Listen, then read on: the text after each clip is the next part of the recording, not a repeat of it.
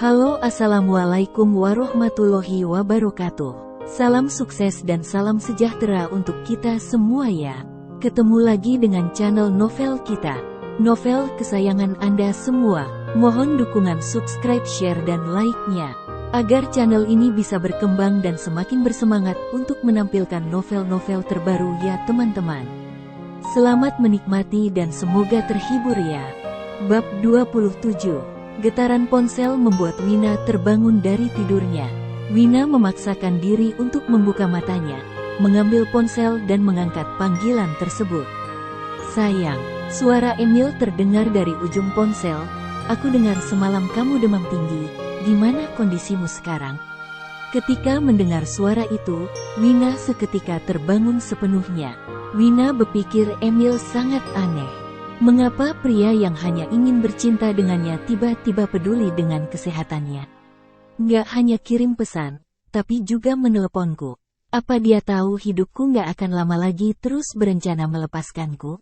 Pikiran Wina melayang kemana-mana, tetapi dia tetap bersikap tenang dan berkata, sudah sembuh.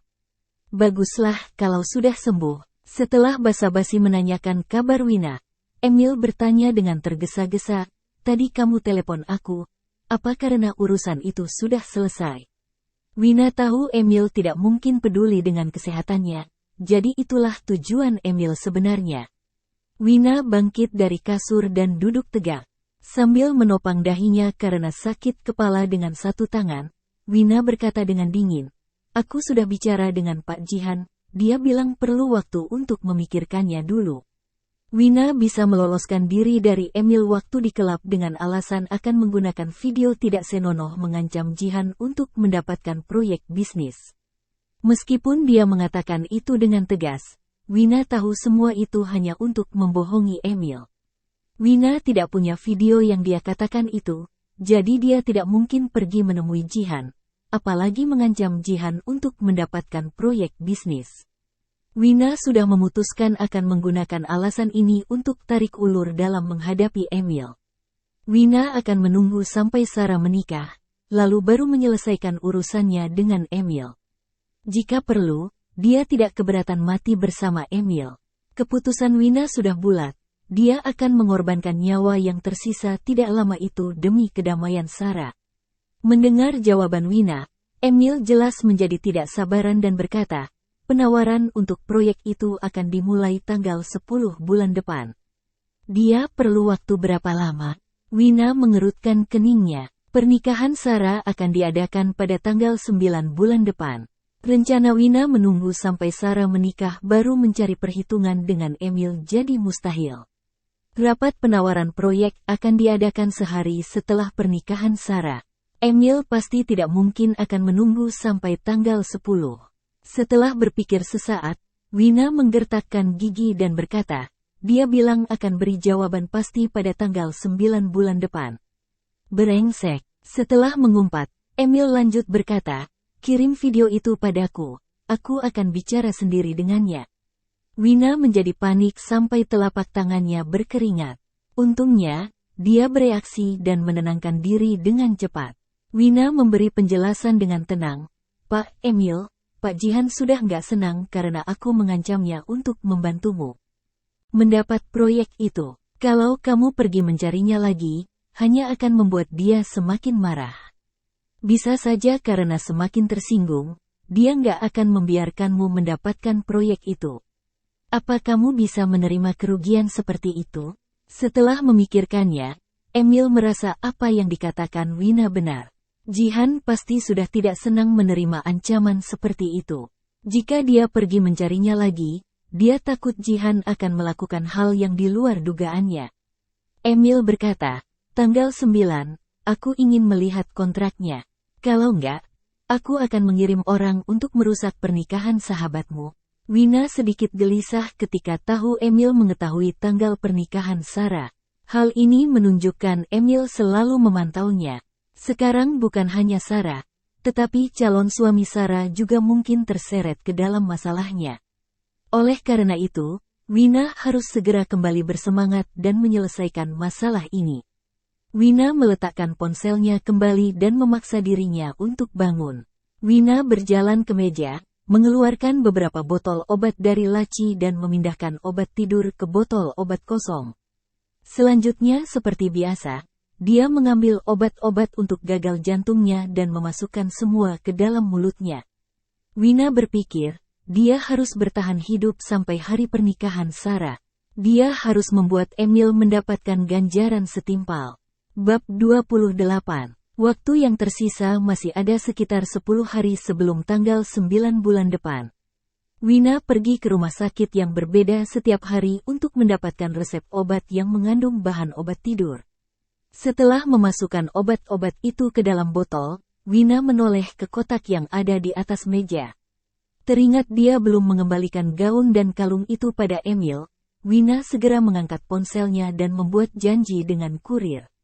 Meskipun masih harus berurusan dengan Emil, dia tetap akan mengembalikan barang-barang yang bukan miliknya. Tidak lama kemudian, Wina merasa lega dan senang setelah kurir datang dan mengambil kotak yang berisikan gaun dan kalung pemberian Emil itu. Wina berbeda dengan wanita lain, yang akan menukarkan barang-barang mewah itu dengan uang. Dia lebih memilih mengembalikan semuanya. Emil kali ini bertemu dengan wanita yang cukup rumit. Namun, dia merasa bisa menunggu sampai mendapatkan proyek itu baru menaklukkan Wina. Wina yang sedang beristirahat di rumah menerima telepon dari Sarah. Sarah meminta Wina datang ke butik pengantin untuk menemaninya. Gaun pengantin yang dia pesan sudah siap dan ingin mencoba gaun tersebut. Mendengar itu, Wina langsung bersiap-siap dan pergi ke alamat butik pengantin yang dikirim Sarah. Tiba di sana, Wina melihat tunangan Sarah, Dennis Rivan, juga datang dan menyapanya. "Mana Sarah?" tanya Wina sambil tersenyum dengan sopan. Dennis mengangkat dagunya ke arah kamar ganti dan berkata, "Sedang coba gaun di dalam." "Duduklah." Wina dan Dennis sudah saling kenal sejak lama, jadi Wina tidak terlalu perlu segan dan langsung duduk di sofa. Sebenarnya, kondisi Wina semakin memburuk. Sejak demam itu, dia kesulitan untuk menjaga keseimbangan ketika berdiri. Kondisi tersebut merupakan gejala pada orang yang mengidam gagal jantung tahap akhir. Fungsi kerja jantung yang semakin menurun menyebabkan pasokan darah ke jaringan otak tidak cukup. Dengan kata lain, sudah terjadi komplikasi iskemia dan hipoksia pada sel otak.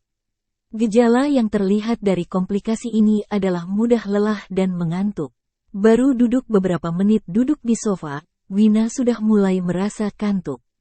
Untungnya, Sarah segera keluar dari kamar ganti dan memanggil namanya. Rasa kantuknya seketika menghilang. Sarah tidak menyadari ada yang aneh pada Wina.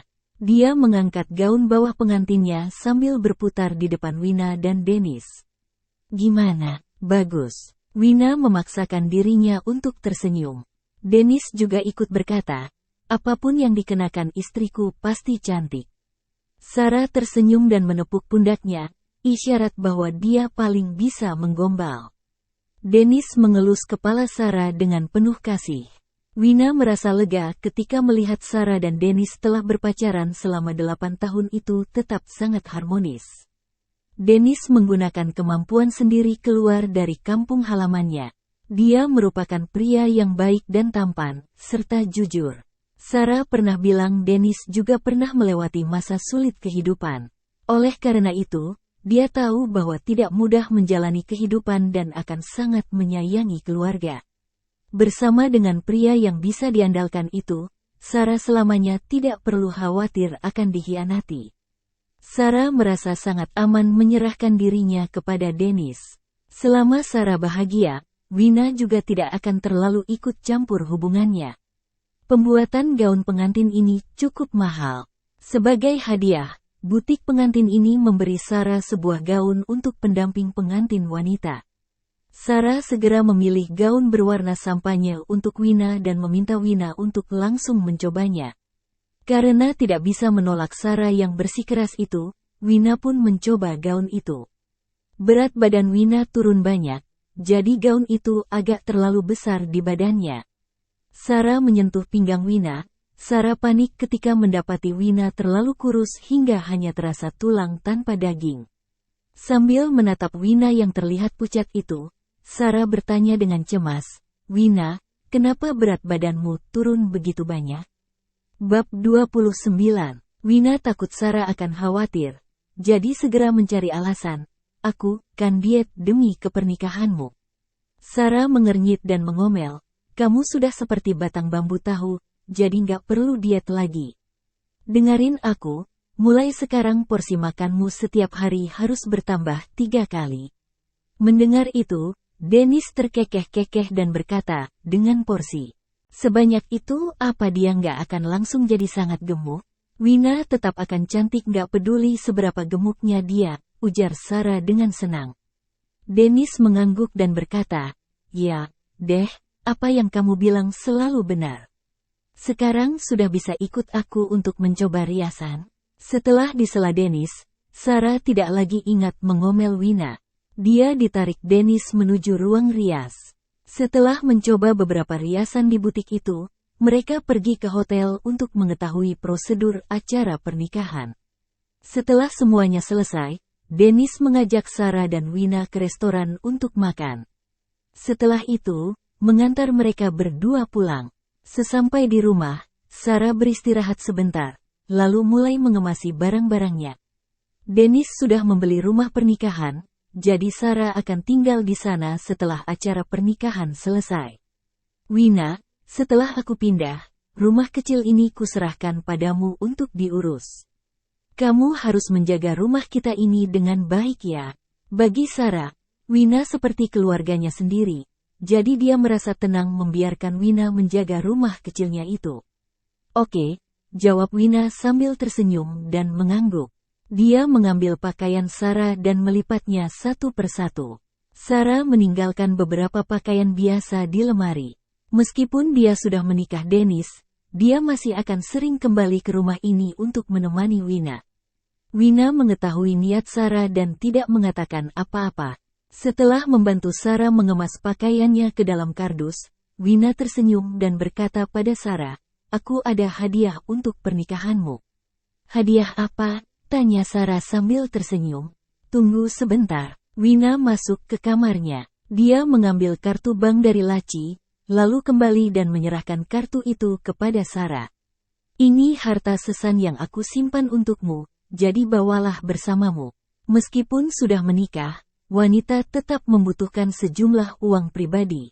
Selama bertahun-tahun, Wina membagi gaji yang dia dapat ke beberapa bagian.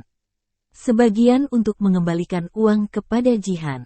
Sebagian disimpan untuk Sarah. Sebagian untuk pengeluarannya sehari-hari. Gaji bulanan ditambah dengan gaji ke-13 di akhir tahun dan bonus lainnya. Total gaji tahunan Wina mencapai sekitar 600 juta lebih. Wina tidak ada banyak pengeluaran, jadi bisa menabung hampir semua gajinya. Setelah mengembalikan uang Jihan, tabungannya ada sekitar 400 juta.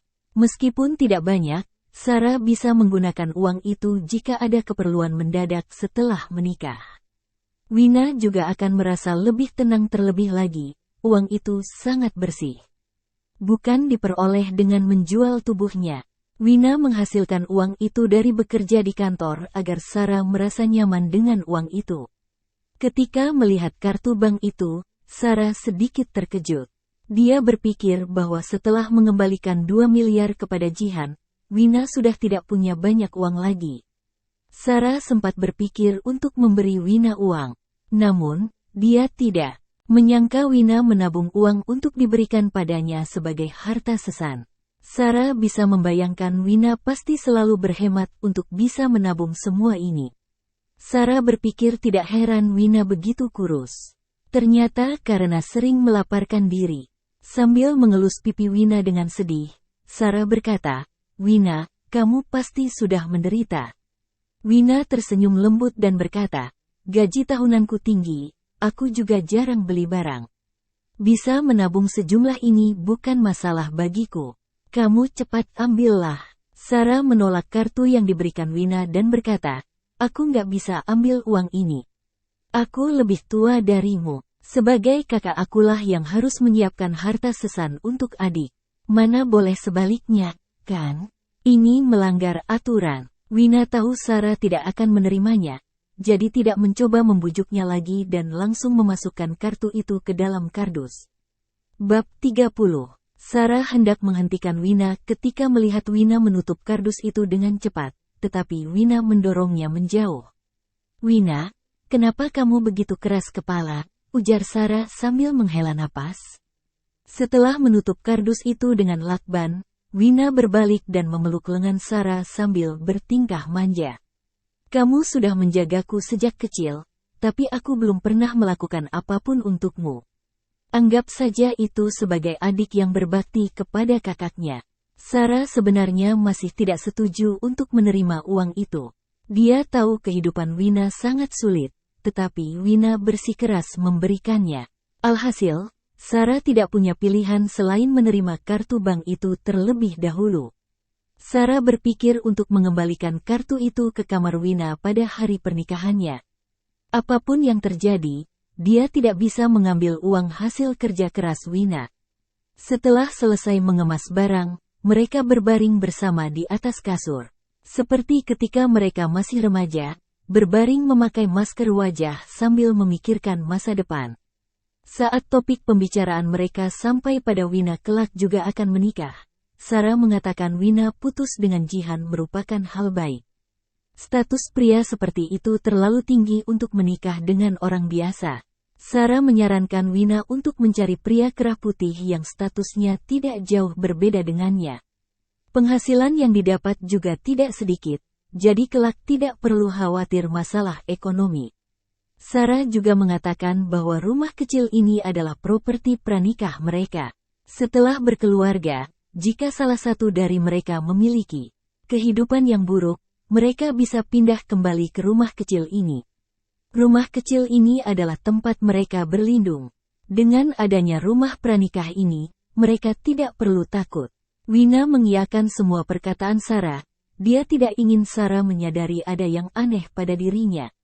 Sambil memeluk lengan Sarah, Wina merasa dirinya sangat bahagia. Meskipun Tuhan ingin mengambil nyawanya lebih awal, memiliki sahabat yang seperti kakak dan sangat menyayanginya, dia tidak ada penyesalan apapun lagi. Tidak lama kemudian, Wina tertidur dengan sambil memeluk Sarah.